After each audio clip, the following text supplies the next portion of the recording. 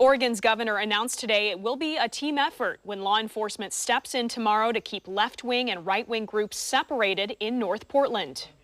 You will see a massive influx of Oregon State police troopers beginning tomorrow morning. State police and Multnomah County Sheriff's deputies will join Portland police in a unified effort to keep the peace. The announcement follows protests, arrests, and damage on the streets of Portland this week. A right-wing group, including members of the Proud Boys, are expected to be at Delta Park at noon tomorrow. Left-wing groups are scheduled in Vanport and Peninsula Park at the same time. Gatherings like these in the past have resulted in a slew of crimes, including assault, vandalism, and in 2 cases, deadly shootings in or near the protest sites. Fox 12's John Hendricks is live tonight in Delta Park. John?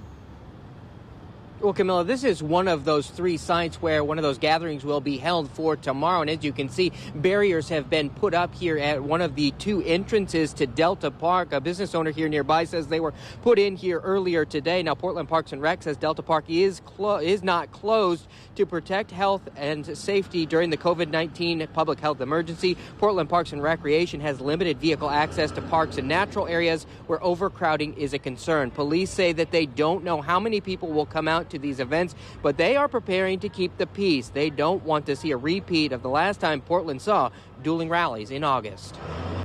This is August 29th, 2020, the last time Portland saw political ideologies colliding on the streets of the Rose City. The night would end in the shooting death of 39-year-old Aaron J. Danielson.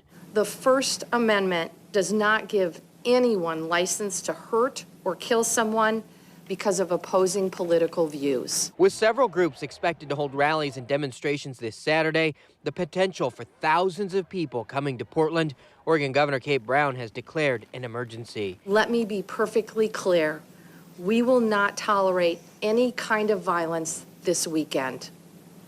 Left, right, or center, violence is never a path toward meaningful change. That emergency declaration will put Oregon State Police Superintendent Travis Hampton and Multnomah County Sheriff Mike Reese in charge of public safety. Hampton saying Portlanders can expect to see a, quote, massive influx of law enforcement beginning Saturday morning. But I just want to let Portland residents know that your state troopers, your Portland police officers, and Multnomah County deputy sheriffs will be out in force to keep you safe. Earlier this week, both OSP and MCSO refused a mutual aid request from Portland police to help with the protest because Portland mayor has banned police from using CS or tear gas. They felt that policy put officers and deputies at risk. But now, with PPB stripped of control, tear gas will be a tool available to all law enforcement in Portland this weekend to stop any violence or life-threatening situations. We will not remove CS gas as a possibility from these events. We will use it judiciously. We hope we do not use it at all. Portland Police Chief Chuck Lavelle says their goal is to keep opposing groups separated,